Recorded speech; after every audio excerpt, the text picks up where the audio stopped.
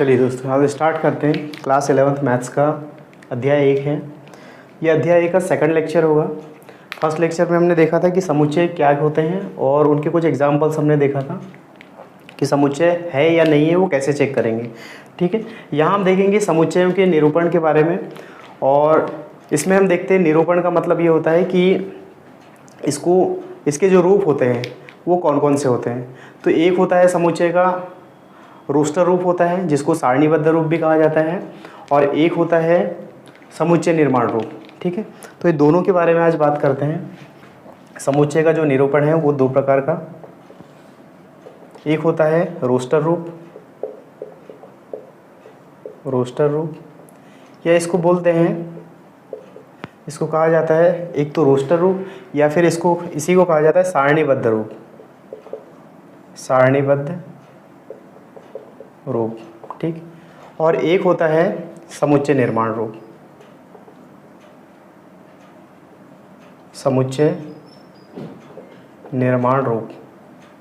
ठीक है, इसमें कुछ एग्जाम्पल के माध्यम से हम समझेंगे। देख लिया, यहाँ पर देखिए समुच्चयों का निरूपण में दो टाइप के रूप देखेंगे हम समुच्चय के। एक तो रोस्टर रूप होता है, इसी को सारणीबद्ध रूप कहा जाता है, और दूसरा होता है समुच्चय निर्माण रूप। तो कुछ एग्जाम्पल देखते हैं। मान लीजिए पहला एक एग्जाम्पल लेता हूँ मैं, जैसे 1 3 5 7 9। ठीक है, तो लिखने का तरीका ये होता है, लेकिन इसको एक और तरीका है कि इसको जो समुच्चय है, इसके अवयव हैं, इसकी सीरीज़ यदि अलग हो जाए, जैसे मान लीजिए इसको इस तरीके से 3 5 1 7 9, इन दोनों में क्या डिफरेंस है। इसमें जो लिखा हुआ अवयव है, समुच्चय का जो अवयव है उसकी सीरीज़ अलग अलग है। ठीक है, लेकिन अवयव दोनों में सेम है। तो हम क्या करेंगे, इसको देखेंगे कि ये समुच्चय निर्माण रूप में किस तरीके से लिखा जाता है। ठीक है, तो यहाँ हम देखते हैं समुच्चय निर्माण रूप में लिखने का तरीका ये होता है x such that x। उसके बाद ये देखिए, ये जो अवयव है ये क्या है, ये जो 1 3 5 7 9 ये क्या है, विषम प्राकृत संख्या है। ठीक है, तो विषम प्राकृत संख्या। दूसरी चीज़ ये है कि विषम प्राकृत संख्या में भी एक लिमिटेशन दी हुई है कि ये जो नंबर्स है वो 10 से कम है। तो हम यहाँ नोट कर सकते हैं कि x सच दैट x क्या है, 10 से कम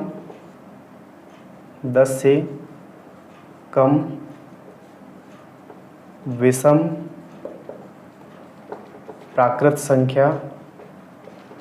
ठीक है, क्या है, 10 से कम विषम प्राकृत संख्याएं हैं।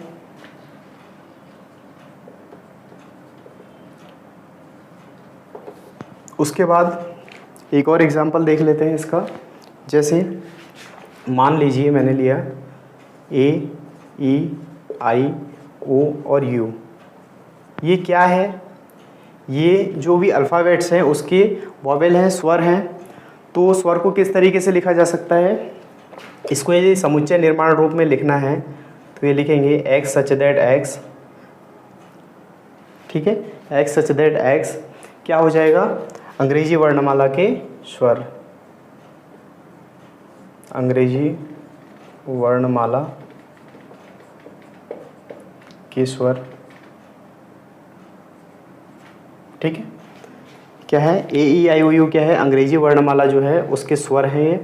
ठीक है, उसके बाद हम देखते हैं एक एग्जांपल में समुच्चय निर्माण रूप का देखता हूँ।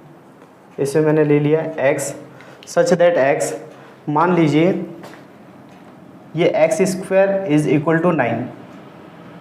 ठीक है, तो इसी को हमें यहाँ पर पता है कि जो x की कितनी वैल्यू हो सकती है, x की वैल्यू यहाँ पर 2 हो सकती है। यदि x square is equal to 9 है, इसका मतलब ये 9 किसका स्क्वायर है, -3 का भी स्क्वायर है और ये +3 का भी स्क्वायर है। तो यहाँ पर x के 2 वैल्यू आ सकते हैं। तो हम इसको नोट करेंगे क्या, रोस्टर रूप में या सारणीबद्ध रूप में, कि -3 और +3 ये दोनों जो अवयव हैं ये क्या हैं, ये x square is equal to 9 एक इक्वेशन है, इसी में x की वैल्यू है, क्या हो सकती है, -3 और +3। ठीक है, तो इसको नोट कीजिए आप। उसके बाद आगे देखते हैं।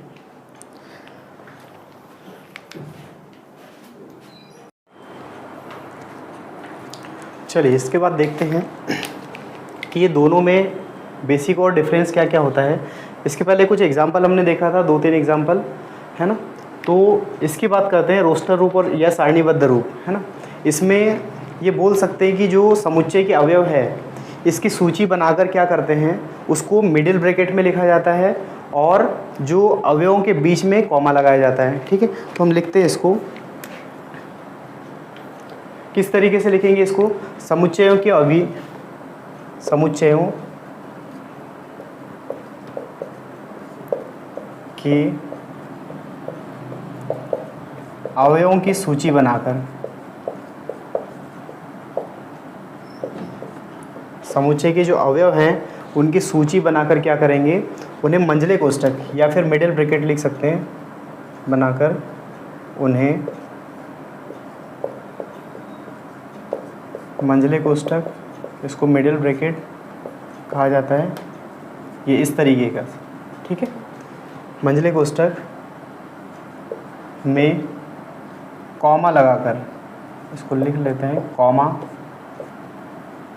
यह जो अल्प विराम होता है ना, कॉमा लगाकर लिखा जाता है,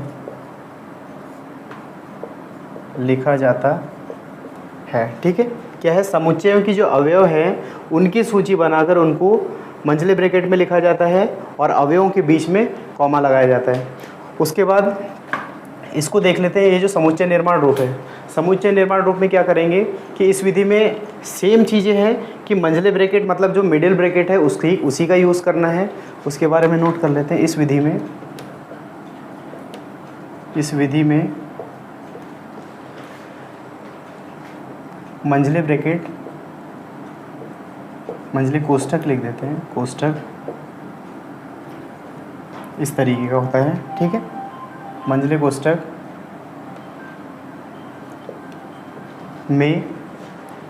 कोष्ठक में अवयवों के लिए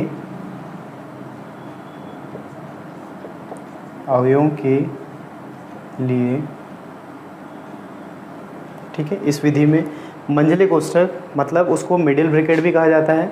तो मंझले कोष्ठक में अवयवों के लिए क्या करेंगे, या तो x मानते हैं, x या x माना जाता है किसको, जो समुच्चय है उसके अवयव को हम या तो x मानते हैं या फिर कोई और संकेत लिखा जा सकता है, या x y z कुछ भी लिखा जा सकता है, x या कोई और संकेत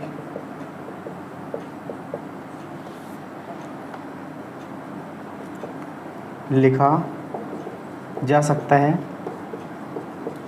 ठीक है, कोई और संकेत लिखा जा सकता है।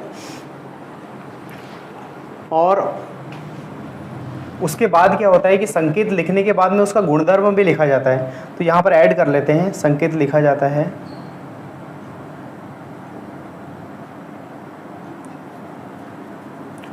है तथा उसके बाद गुणधर्म जो उसकी प्रॉपर्टीज़ होती है वो लिखा जाता है।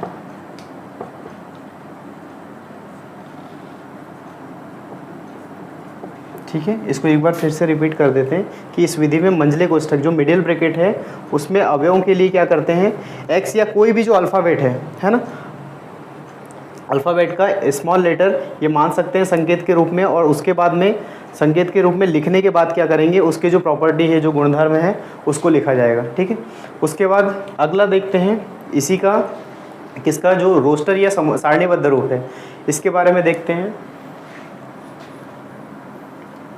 कि रोस्टर रूप में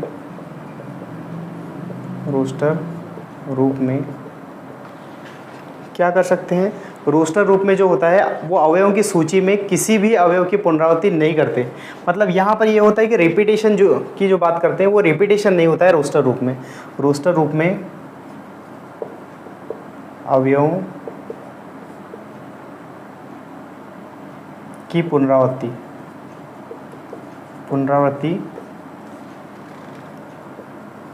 नहीं लिखी जाती है। ठीक है, मतलब ये जो रोस्टर रूप में लिखेंगे हम, यहाँ पर जो मिडिल ब्रैकेट होगा उसके बीच में अवयव लिखेंगे, लेकिन अवयवों का रिपीटेशन नहीं होता। जैसे मान लो कोई अल्फ़ाबेट है या कोई नंबर है, वहाँ रिपीट हो रहा है, लेकिन इसमें क्या होता है, जो रिपीटेशन है उसमें यहाँ पर नहीं लिखा जाएगा। फॉर एग्ज़ाम्पल मैं देख लेता हूँ कि यहाँ पर जैसे 1 2 3 फिर 2 फिर 4 ये आया है, लेकिन ये तरीका गलत होता है कि यहाँ पर देखिए, यहाँ पर रिपीटेशन हो रहा है। किसका रिपीटेशन हो रहा है? 2 का रिपीटेशन हो रहा है। तो हम यहाँ लिखते हैं इसको सही तरीके से। कैसे लिखेंगे कि 1 2 3 और 4, सिर्फ इतना नोट करना है। इसके अलावा जिसका भी रिपीटेशन हो रहा है, कोई भी अल्फ़ाबेट हो सकता है या कोई भी नंबर हो सकता है, जिसका रिपीटेशन हो रहा है उसको सिर्फ एक ही बार लिखना है, ठीक है। तो इसको हमने लिखा है कि रोस्टर रूप में जो अवयवों की पुनरावृत्ति नहीं लिखी जाती, ठीक है। एक और चीज़ है कि इसका जो क्रम होता है, अवयवों का जो क्रम होता है, उसको किसी भी क्रम में लिखा जा सकता है। जैसे इसमें नोट कर लेते हैं, अवयवों का क्रम कोई भी हो सकता है, कोई भी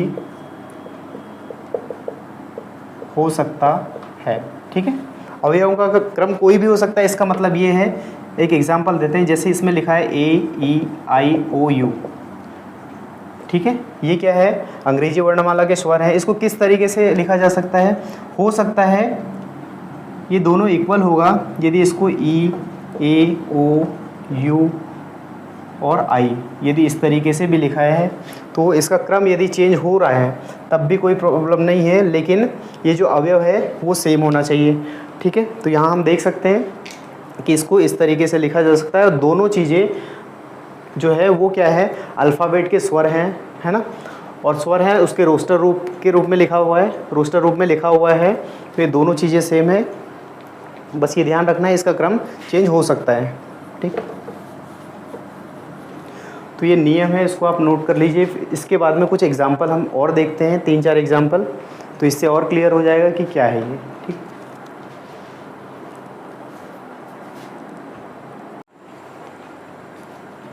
चलिए कुछ एग्जाम्पल के माध्यम से समझते हैं फिर से।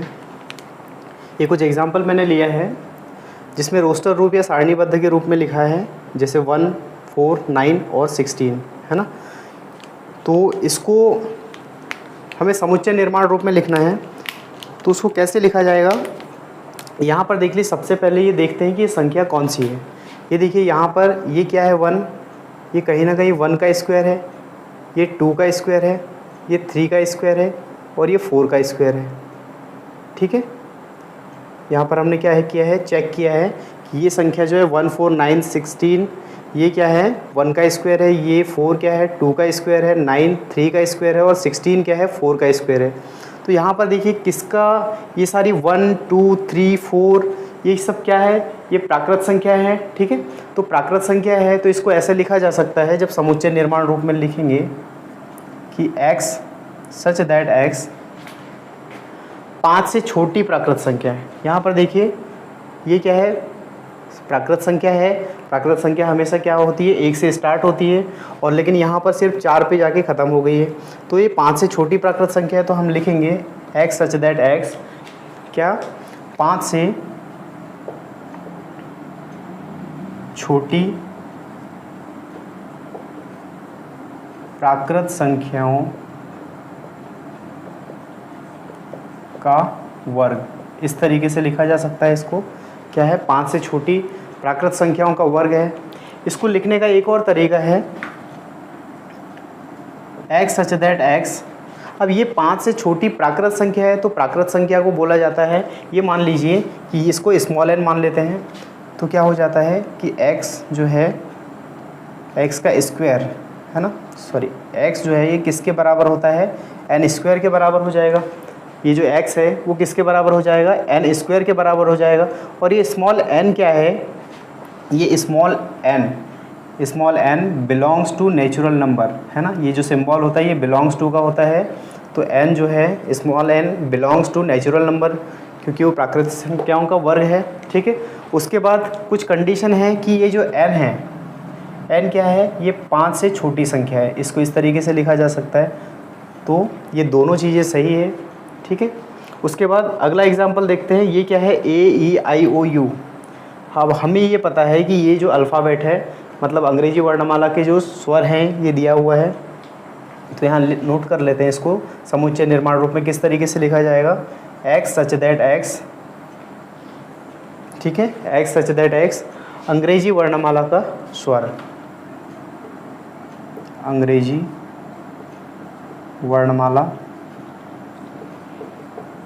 का स्वर है, ठीक है, क्योंकि स्वरों की संख्या 5 ही है। कौन कौन से होते हैं, AEIOU, ये सब क्या है, अंग्रेजी वर्णमाला के स्वर है। तो यहाँ पर हम देख रहे हैं कि ये जो रोस्टर रूप में लिखा हुआ है, इसको समुच्चय निर्माण रूप में किस तरीके से लिखा जाता है। एक और एग्जाम्पल मैंने लिया है जिसमें इसको समुच्चय निर्माण रूप में लिखा है, X सच दैट X 3 से बड़ी और 10 से छोटी प्राकृत संख्याएँ हैं, ठीक है। तो प्राकृत संख्या तो है, लेकिन 3 से बड़ी होना चाहिए और 10 से छोटी होना चाहिए। तो हम देखते हैं कि इसको किस फॉर्म में, रोस्टर रूप में या सारणीबद्ध रूप में क्या लिखा जाएगा। तो देखिए थर्ड नंबर है, 3 से बड़ी प्राकृत संख्या कौन सी है भाई, 4 से स्टार्ट होगी, है ना, 4, 5, 6, 7, 8 और 9। 10 तो नहीं आया क्योंकि उसने बोला है कि 10 से छोटी प्राकृत संख्या। तो इस तरीके से इसको लिखा जा सकता है कि 3 से बड़ी है प्राकृत संख्या तो 4 से स्टार्ट हो जाएगी, और 10 से छोटी है मतलब कहाँ तक आ जाएगी ये संख्या, 9 तक आ जाएगी। तो 4, 5, 6, 7, 8, 9 ये सब क्या है, ये 3 से बड़ी और 10 से छोटी प्राकृत संख्या है। तो इस तरीके से इसको लिखा जा सकता है। अब यहाँ से और क्लियर हो गया होगा कि जो रोस्टर रूप को सारणीबद्ध रूप में किस तरीके से रोस्टर रूप को समुच्चय निर्माण रूप में किस तरीके से लिखा जाता है। और ये एग्जाम्पल कौन सा था कि इसको समुच्चय निर्माण रूप में दिया हुआ है और इसको रोस्टर रूप में किस तरीके से लिख सकते हैं, ठीक है। इसको आप नोट कर लीजिए।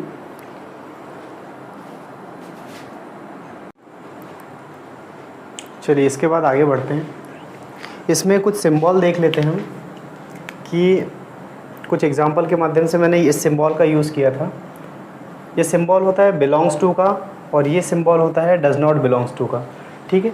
अब ये होता क्या है, इसको हिंदी में भी ये कहा जाता है कि अवयव है, सदस्य है या फिर में है। और ये जो डज नॉट बिलोंग्स टू है इसको हिंदी में कहा जाता है अवयव नहीं है या फिर सदस्य नहीं है, में नहीं है, ठीक है। और ये सारी चीज़ों को हम एक एग्जाम्पल से समझते हैं। एक और चीज़ ध्यान रखने वाली बात ये है कि ये जो समुच्चय है, ये जो समुच्चय को रिप्रेजेंट किया जाता है जो अंग्रेजी के बड़े अक्षर से कैपिटल लेटर में, और जो उसके कंपोनेंट्स है मतलब जो अवयव होते हैं उनको हम छोटे अक्षर से रिप्रेजेंट करेंगे, ठीक। एक एग्जांपल से समझते हैं। मैं मान लिया यहाँ पर एक एग्जांपल ले लेते हैं। एग्जांपल, ये जो समुच्चय ए है इसके अवयव हम मान लेते हैं 1, 3, 5, 7 और ये 9, ठीक है।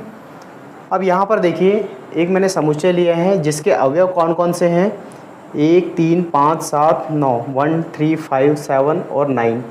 अब यहाँ पर देखिए सिंगल कंपोनेंट्स की सिंगल अवयव की बात करते हैं कि यहाँ पर ये जो एक अवयव है ये इस तरीके से कहा जा सकता है इसको कि एक जो है वो समुच्चय ए का अवयव है ना। या फिर इंग्लिश में ये बोला जा सकता है कि 1 जो है 1 बिलोंग्स टू ए हो जाएगा, ठीक है। 3 बिलोंग्स टू ए हो जाएगा, 5 बिलोंग्स टू ए हो जाएगा, 7 बिलोंग्स टू ए हो जाएगा और 9 बिलोंग्स टू ए हो जाएगा, ठीक है। अब यहाँ पर मान लीजिए कोई नंबर्स यहाँ पर जैसे 8 मिसिंग है। अब 8 मिसिंग है तो इसको कैसे लिख सकते हैं कि 8 जो है वो डज़ नॉट बिलोंग्स टू ए हो जाएगा, ठीक है। अब लिखने का तरीका यहाँ से ये भी क्लियर है कि जो हमने कहा है कि जो समुच्चय का नाम जो है, अब समुच्चय का नाम कौन सा है, ये कैपिटल ए से रिप्रेजेंट कर दिया हमने, और जो इसके अवयव हैं इसको छोटे अक्षर से। अब यहाँ पर नंबर्स लिखा हुआ है तो कोई प्रॉब्लम नहीं, लेकिन मान लो उदाहरण के लिए एक और एग्जाम्पल मान लो समुच्चय बी है और यहाँ पर बात करते हैं AEIOU, ठीक है। ये क्या है, अंग्रेजी वर्णमाला के स्वर हैं, लेकिन मैंने अल्फ़ाबेट के अकॉर्डिंग यहाँ मैंने क्या किया है कि जो AEIOU है इसको मैंने छोटे अक्षर से रिप्रेजेंट किया है, और जो पूरा समुच्चय को रिप्रेजेंट कर रहा है बी, इसको मैंने कैपिटल से रिप्रेजेंट किया है, ठीक है। कैपिटल से मार्क कर दिया है बी को। तो यही चीज़ है, एक चीज़ तो ये क्लियर हो गई होगी कि समुच्चय का नाम जो है वो बड़े अक्षर से, यहाँ पर देखिए ये कैपिटल ए है और ये कैपिटल बी है, इससे रिप्रेजेंट कर दिया। उसके जो कंपोनेंट्स है, कंपोनेंट्स मतलब जो अवयव हैं, तो अवयव में नंबर्स को तो हम नहीं देखेंगे, लेकिन इस एग्जाम्पल से क्लियर हो रहा है कि जो अल्फ़ाबेट है AEIOU ये सारे के सारे स्मॉल लेटर में लिखे हुए हैं। ठीक है, अब बात करते हैं ये दोनों सिम्बॉल की, ये जो बिलोंग्स टू दिया है और डज नॉट बिलोंग्स टू। तो इसके लिए क्या करेंगे कि इसमें इस तरीके से लिखा जाता है कि 1 बिलोंग्स टू ए हो सकता है, होगा, और 3 बिलोंग्स टू ए हो जाएगा, 5 बिलोंग्स टू ए हो जाएगा, 7 बिलोंग्स टू ए हो जाएगा और 9 बिलोंग्स टू ए हो जाएगा। ये सारी चीज़ें क्लियर हुई कि ये जो बिलोंग्स टू है इसका मतलब 1 जो है ये अवयव है समुच्चय ए का, या 1 जो है ये समुच्चय ए का अवयव है, 3 समुच्चय ए का अवयव है, 5 समुच्चय ए का अवयव है, 7 भी समुच्चय ए का अवयव है और 9 भी समुच्चय ए का अवयव है। मान लीजिए किसी ने पूछा क्या वास्तव में ये जो है 8 और यहाँ पर मैंने खाली स्थान ए, अब यहाँ पर क्या फिल कर सकते हैं, इन दोनों में से बिलोंग्स टू आएगा या डज नॉट बिलोंग्स टू। तो यहाँ देखिए ये जो 8 है यहाँ पर ये कंपोनेंट है क्या समुच्चय ए का, नहीं है, तो यहाँ पर क्या हो जाएगा, यहाँ हम लिख सकते हैं कि ये 8 जो है डज नॉट बिलोंग्स टू ए हो जाएगा। ठीक है, उसी प्रकार यहाँ पर हम देखते हैं इस एग्जांपल में जो स्मॉल ए है ये बिलोंग्स टू बी हो जाएगा, ई बिलोंग्स टू बी हो जाएगा, आई बिलोंग्स टू बी हो जाएगा, ओ बिलोंग्स टू बी हो जाएगा, small u belongs to B हो जाएगा। लेकिन यहाँ यदि बात करते हैं मान लीजिए डब्लू, ये स्मॉल डब्लू ले लिया, स्मॉल डब्लू, इसमें दोनों में क्या सिंबल आएगा यदि इसको इस तरीके से लिखा जाएगा। तो यहाँ पर हम देख रहे हैं कि जो W है वो कंपोनेंट नहीं है किसका, समुच्चय B का, तो हम लिख सकते हैं कि जो W है ये डज नॉट बिलोंग्स टू हो जाएगा कैपिटल B। ठीक है, तो यहाँ से इन दोनों जो सिंबल है बिलोंग्स टू और डज नॉट बिलोंग्स टू ये भी क्लियर हो गया होगा इसको यहाँ से। ठीक है, तो अब इसको नोट कर लीजिए। इसके बाद हम देखेंगे कुछ सिंबल्स जिसको समुच्चय वाले टॉपिक में हम यूज़ करेंगे। ठीक है,